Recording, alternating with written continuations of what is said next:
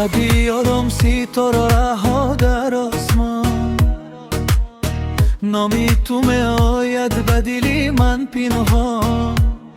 با هر نفس با هر نگاه تو هستی در آرزوی من، هر شب و هر روز. چون ماهی روشن در میانی شبها، تو گرمی می بخشه به همه رو. هر وقتی که میخندی از روی بهار، گل میکند دلم مثل بهاری دل. بگیر دستی مرا از این رو گذرم، با آرزوی ناگهان را بینم.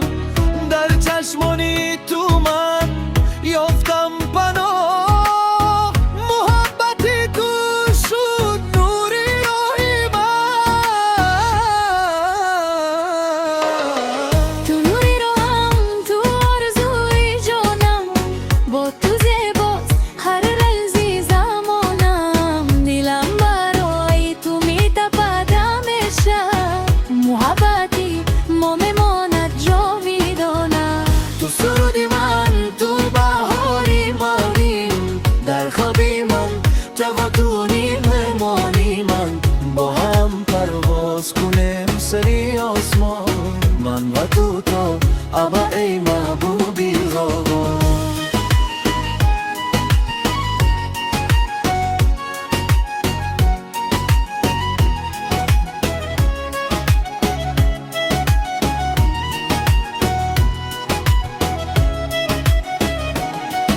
باران بیبارد اگر شب دراز شود، با تو هر لحظه به یادگار شود. از میانی هزارها صدا من نشونم تنها آوازی تو را. در کوچه آی شغار زیری چراغا، قدم میزنیم ما با هزار آرزوها. جهان گر تغییر یابد هر زمان، محبت تو میماند در دل من.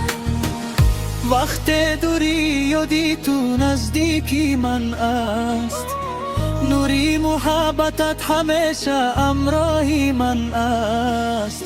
بیت باده نمیتواند جدا کند ما را، زیرا قلبایمان پیوستن به هم دیگر.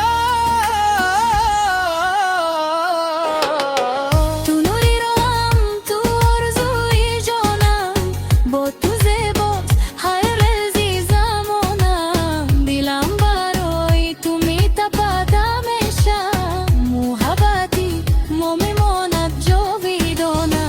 تو سرودی من تو بهاری من، در خوابی من تو توی مهمانی من. با هم پرواز کنیم سری آسمان، من و تو تا ابد ای محبوبی رو. تو دم که ستاره ها در آسمانم، تو دم که آرزوها در دل پنهان. من دوست ندارم تنها تو رو، ای نوری رو هم عشقی ولی داری.